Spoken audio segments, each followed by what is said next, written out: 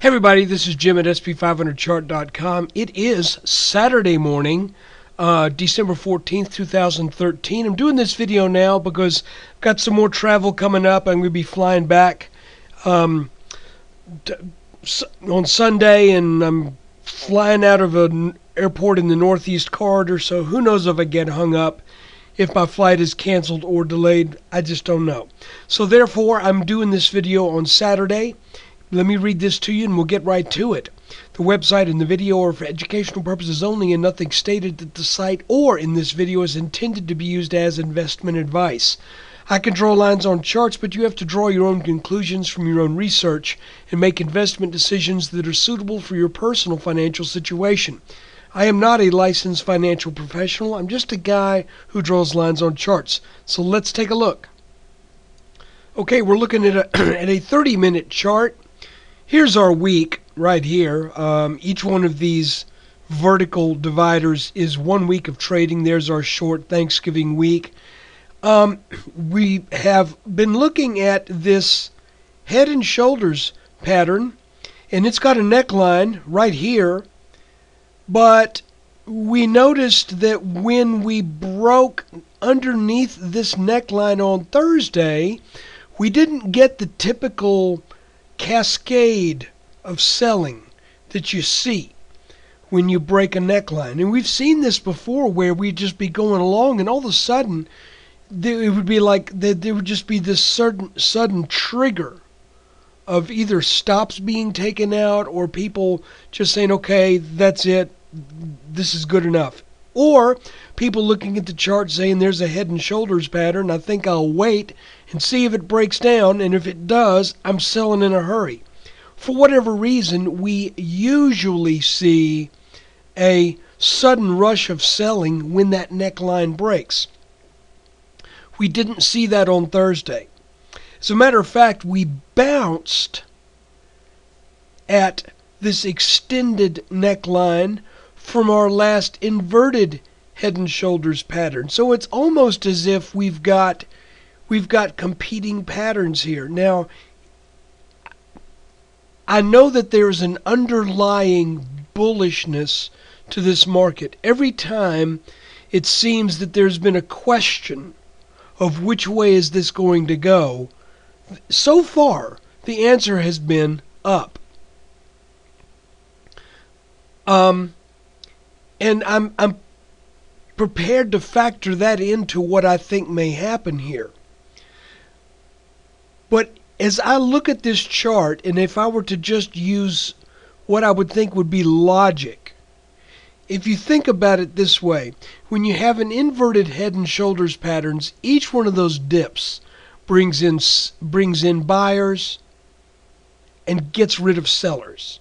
So that's why you have this smaller dip on the right shoulder, and when you break that neckline, the balance that had been keeping it under this level is now interrupted, and you're able to rally above that level, which catches everybody who was selling throughout this period by surprise. Because people don't sell when they think the markets are going to go higher. So you get people selling throughout this pattern, then all of a sudden it breaks out. They go, dang, I wish I could get back in. And if it comes back to the level where I got out, I will. So that's why you have a tendency for what used to be resistance to be turned into support. Well, now you got people who are selling these tops. And you've also got people who are buying these bottoms. You have people who are also buying at the tops. So you've got buying all throughout this. I guess that sounds kind of stupid, but basically you've got a point at which now, for the past 3 weeks or so, the S&P has been bouncing on this line right here, and people have been kind of catching on to that idea. Now that it's broken, I think that's why this line should be turned into resistance. And so far, what we saw on Thursday and Friday is just that. We have seen this line turned into resistance, this line turned into support. So the question now becomes, which pattern wins? Well, for two reasons, I think the top wins. Reason number one is the fact that it's the most recent development. It's the thing that's freshest in the market's memory. Reason number two, if you look at the area that is in these dips, and then you look at the area that is underneath these rallies, it just seems, and I may be mistaken here, but it just seems logical to me that this pattern, this head and shoulders top, should have more, because it looks more massive, it should behave more massively. It took the levels higher and for longer stretches than this pattern took things down. I hope I'm saying that right. In other words, this pattern probably has more interested parties involved in it than this little one back here, because this one is larger. I have to apologize. That sounds almost stupid to me, but that's the way just to look at it.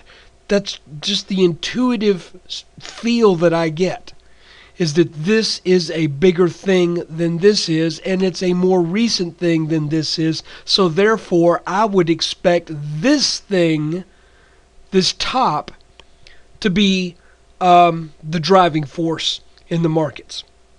So let's now back up and take a look at what took place during the week. And then we'll get a little bit more involved with what we saw on Thursday and Friday. Again, your week here, starting here on the 9th, we on Friday, with the help of some government massaged jobs numbers, rallied up over this resistance line, which told us, and I think I said it over last weekend's video, I would expect a back test of this green support line that had broken.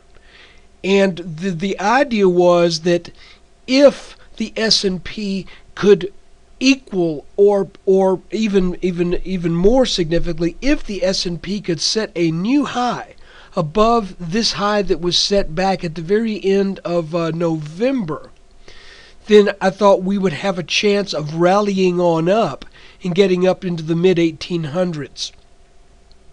But it appears at this point that, well, it's obviously, at least on that leg up, the S&P did not have the strength to get the job done, and we started to sell off after one day up on Monday.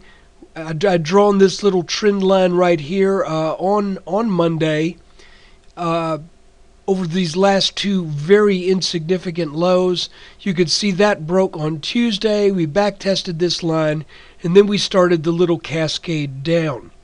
At this point, we were all looking at one of two things. We all knew to be looking for either a new high to be set, therefore just making this what looked to be a head and shoulders top, rendering it just a consolidation and a continuation pattern of some sort. Or we were looking for a trip back down to this neckline where it would break. And we got that. We got the break on Thursday. But as I mentioned, again, let's now move into an even smaller time frame. As I mentioned, that we broke the neckline by a tiny bit, back tested it. Came down a little bit lower, back tested it. Came down, each time bouncing on this extended neckline from our inverted head and shoulders pattern, the one that I think should not be as massive. It's not as massive as the top, therefore I don't think this line should be as strong as this one. So in other words, this one should not produce as much support as this produces resistance. So my bet is that this upcoming week this line breaks. And if it does, and I'm not saying that with the same degree of certitude that I would if we had come down 1% and then back tested to our neckline and we were looking at a head and shoulders pattern that had a 5% target. We are all dealing in very small moves here, because if you look at this pattern, where is it? I mean, in the big picture, where is this pattern we're talking about? It's this little wiggle up here. So kind of put it in perspective. It looks big and massive here, but in reality, it is a small pattern. But it is interesting to note that we are, for the past 2 days, we have been trapped, as it were, between resistance and support, both of these lines being necklines from an inverted head and shoulders pattern and a head and shoulders pattern. Now, another reason I think that this will likely break down to the downside is even though we broke this descending line right here, which if you look at it on a 5-minute chart looks kind of bullish, I think when you back out you have to respect the pattern. But here's what I think will likely happen. And again, watch it like a hawk, because we know the resilience of this market and its willingness to surprise. But it looks to me like the past 2 days may very well end up being a flag pattern. And if the flag breaks and we take out this support here, then we should get our move down to about 1746. And if that's the case, this would be one of those situations where, as the old trading adage goes, the flag flies at half-mast. So you have a strong downward move sideways and then another downward move that should take us down to the mid-1740s.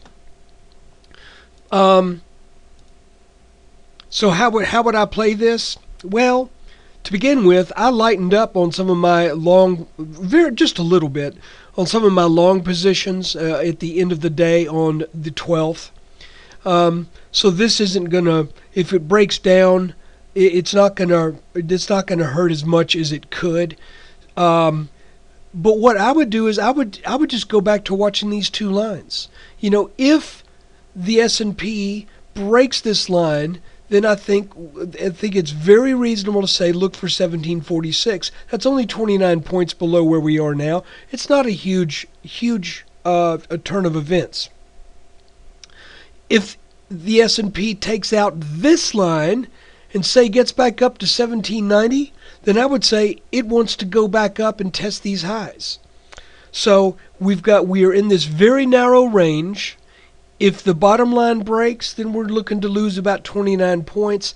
If this top line breaks by a decent amount, then that would make this sideways action a reversal, albeit a rather strange one, because it would be reversing underneath where you would expect it to not do so. In other words, you would expect the reversal to take place over the top of this line, not underneath it.